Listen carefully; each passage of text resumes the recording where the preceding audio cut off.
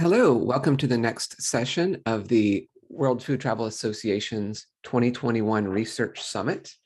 Our next presenter is Eduarda Cividini Pagnussat, and she'll be speaking on educational tourism on coffee farms, interdisciplinary strategies for high school. And I especially love this presentation because some of our most recent research that I've conducted with the World Food Travel Association, Eric, has been about getting young people interested in their local food heritage. So this will be a wonderful topic. Thank you. Thank you. Go for it. I will share my screen. I'm not being able to share my screen actually. Just try again. Oh, okay. Okay, thank you. Now I can do it. Okay. So, oops, let me go back to the start. All right, can you see? Yes, we can. Thank you. Okay.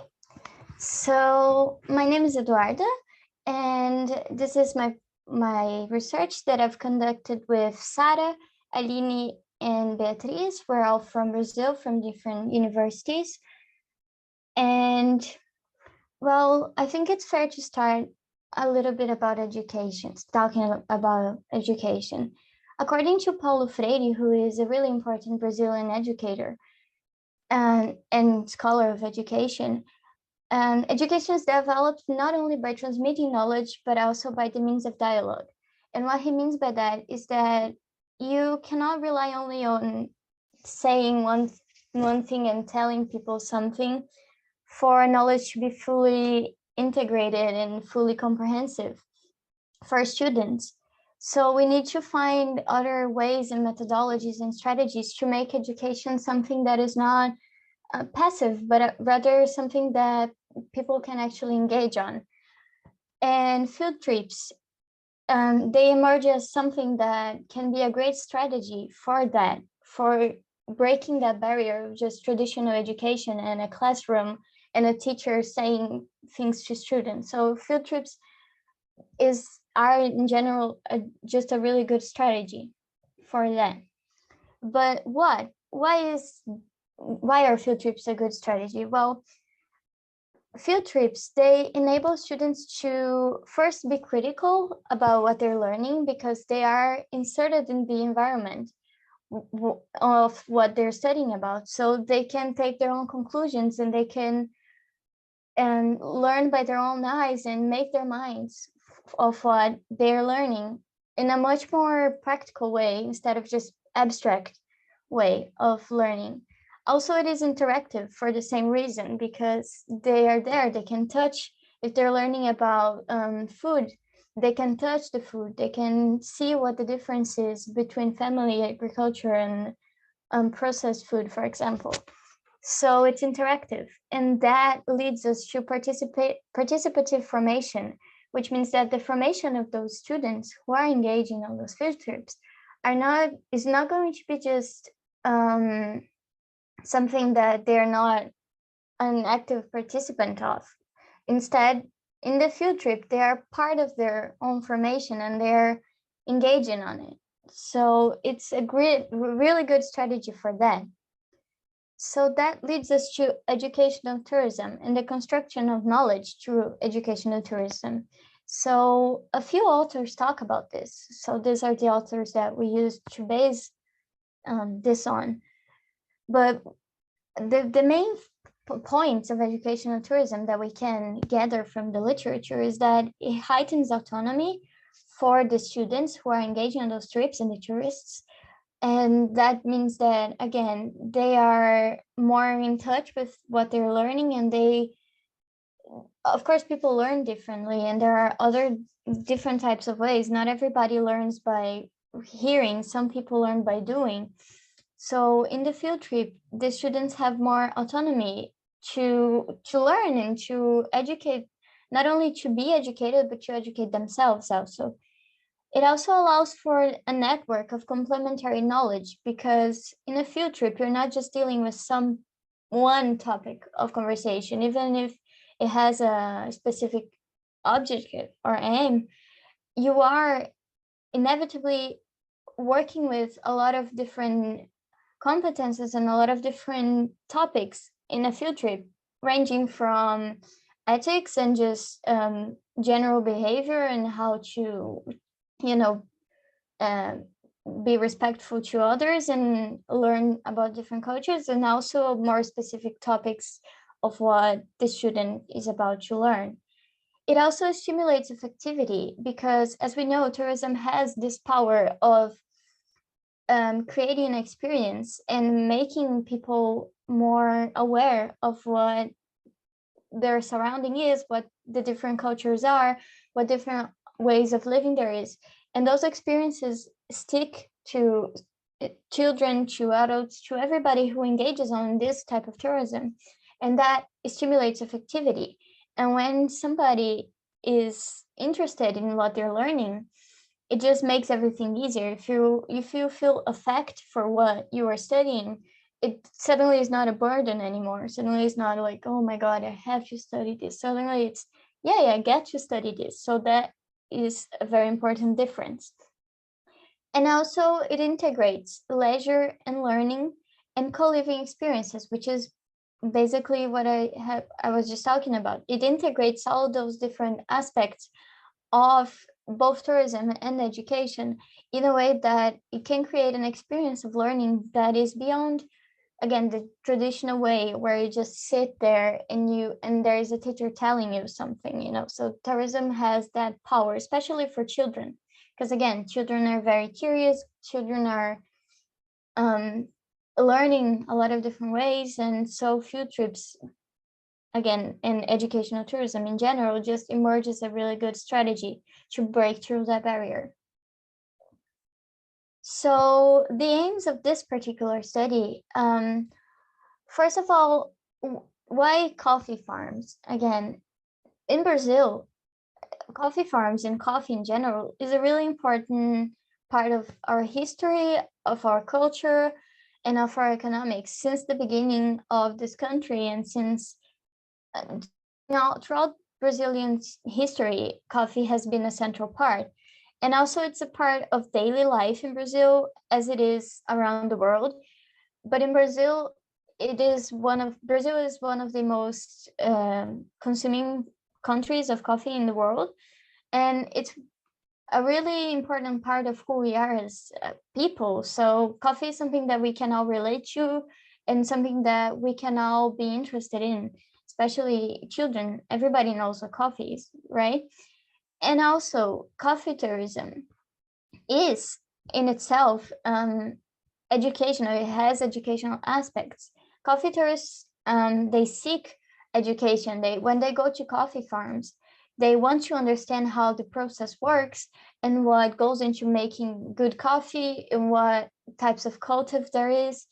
So those are already ingrained in coffee tourism.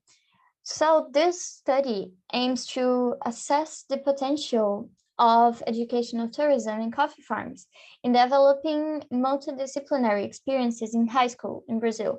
And what we mean by that is we want to understand if educational tourism in coffee farms can help just create a multidisciplinary learning experience that is beyond the traditional education. So in order to accomplish that, this is a qualitative research, and we did it in two phases. So we first did a bibliographical research where we collected relevant data about educational tourism in coffee farms in Brazil in scientific journals, and we constructed the literature that I just presented to you. And also we did a documentary for secondary data, especially in the National Common Curricular Base, or BNCC in Portuguese, which is what we call it, the abbreviation, which is a document from the Ministry of Education. So the National Common Curricular Base, BNCC, is a normative document issued by the Ministry of Education in Brazil that defines specific competences that students must have during their formation. So competences they call are mobilization of knowledge, skills, attitudes, and values. And those competences are distributed from basic education to elementary school to high school. So the BNCC informs Brazilian education as a whole. And high school, specifically in the BNCC, has these four bigger areas of knowledge, which are language and its technologies, mathematics and its technologies, natural sciences, and human sciences. So every content that students must learn in high school are contained within one of those four main areas of knowledge. And here is an schematization. This is the one that the Ministry of Education provides, and it's in Portuguese, but basically those are the four competences that I have just spoken to you about.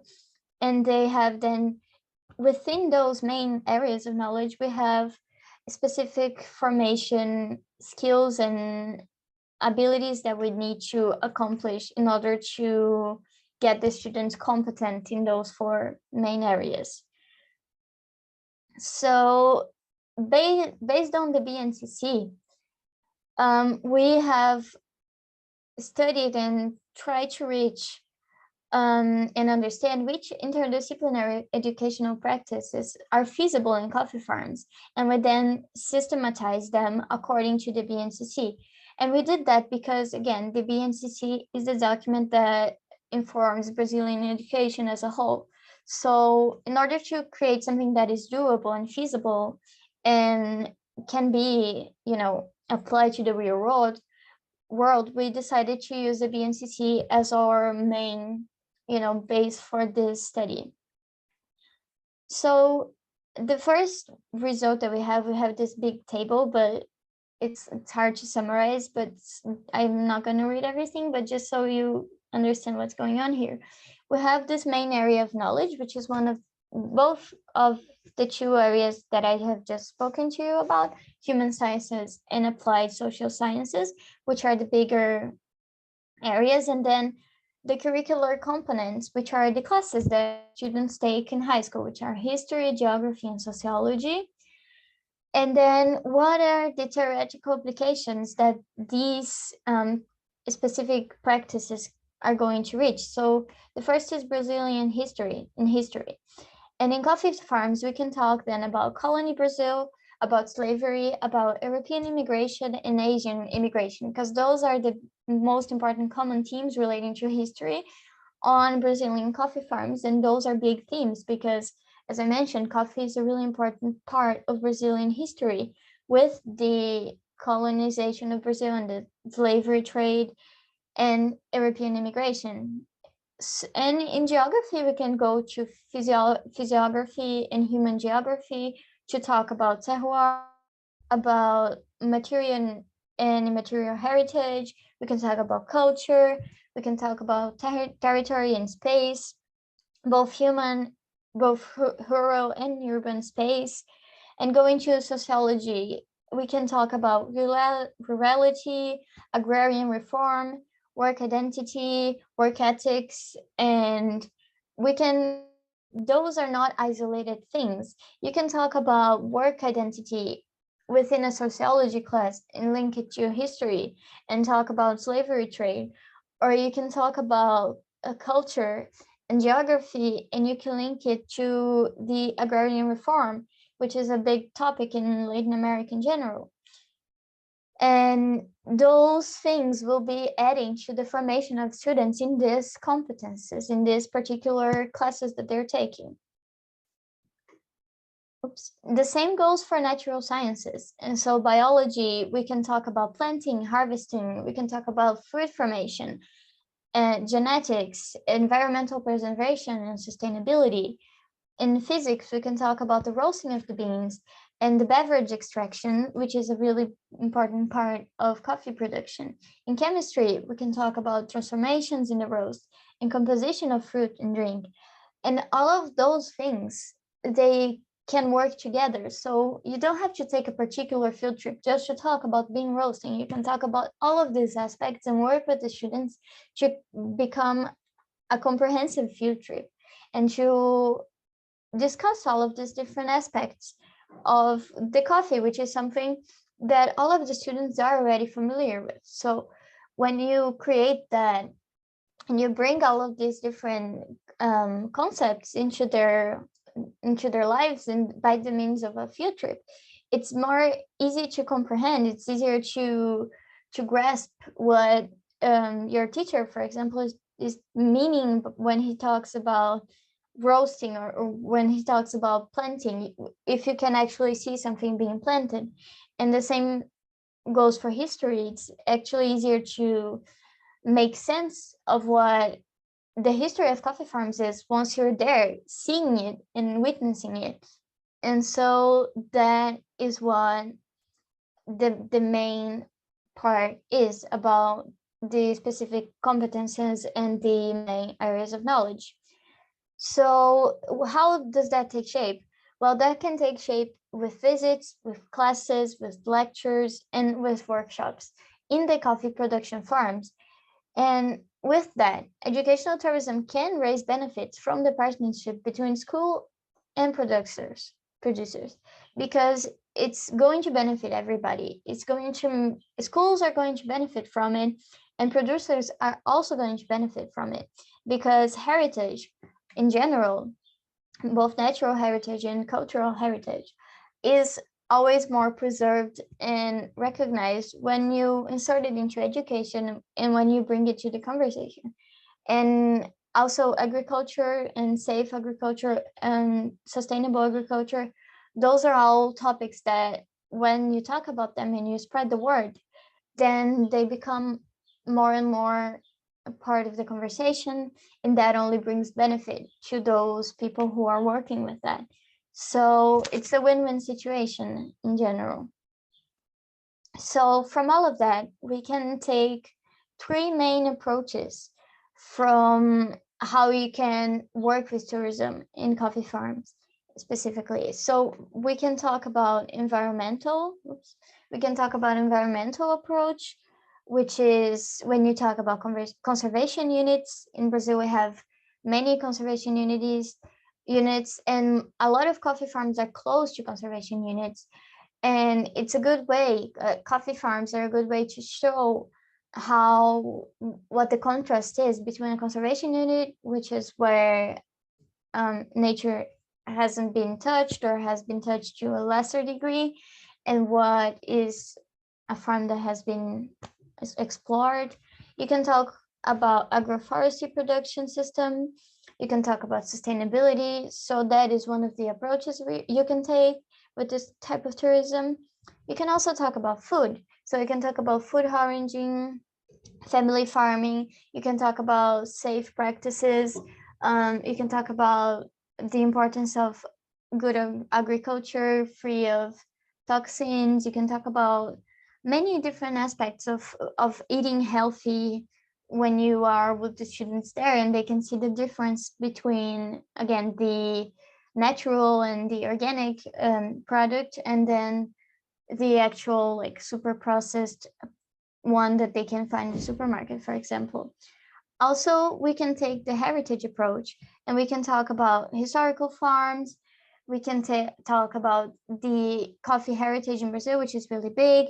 And you can talk about geographical indications also, which is also a part of heritage. You can talk about where specific types of special coffee, for example, are produced, and what that means to coffee farms and what that means in the student's life in general. You can talk about the difference, again, between special coffee and coffee that is well produced and coffee that is found on the supermarket, for example, again, in the food approach. So these are the main approaches that we have found within our study. So, well, the final thoughts that we can take from this is that a chain between the learning expected at this stage and the possibilities raised by educational tourism was established. So we can see a link between what the students are expected to be learning in high school and the possibilities that educational tourism in coffee farms have raised. So they are linked and they are feasible. Also, tourism shines as a next strategic segment for promoting teaching-learning relation beyond the traditional methods and environments of education.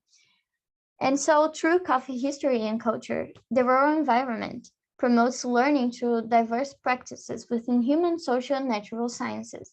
And those practices are, again, multidisciplinary and really important to, when we speak about an education that is more comprehensive and that is more open for students and more doable and more fun and more full of effect, and that is sure to stick with them, with the students in general.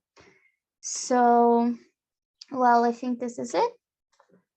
And if you have any questions, I'm open for it.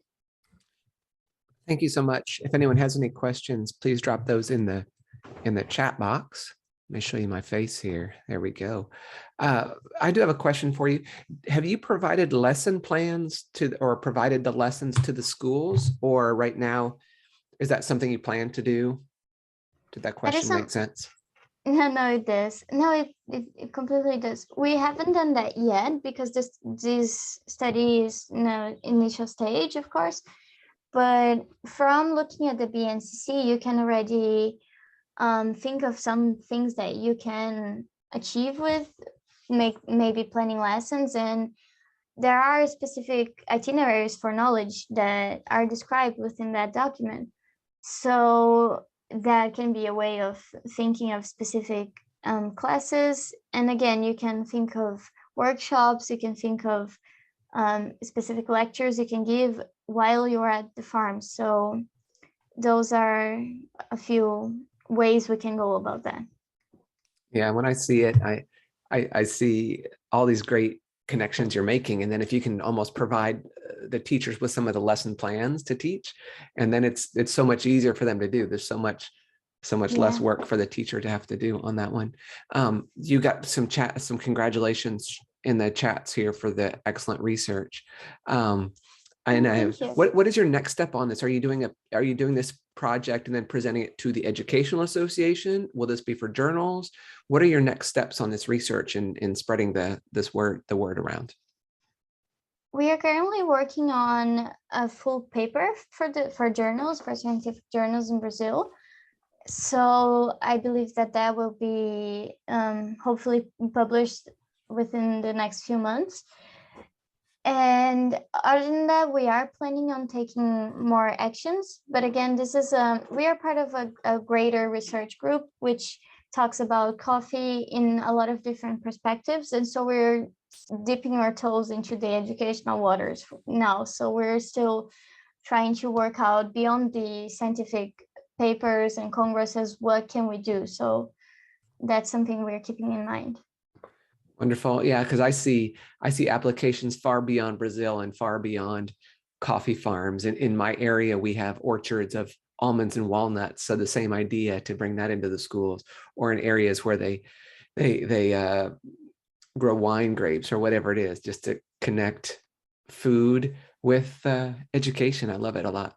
Thank you so much. Thank awesome. you. You have a lot of great comments in the chat box there. You will see Eduarda's email right there on the screen as well if you have any more comments or questions for her. So we'll have about a 5-minute break and be back in a few minutes. Thank you so much. Thank you. Bye-bye.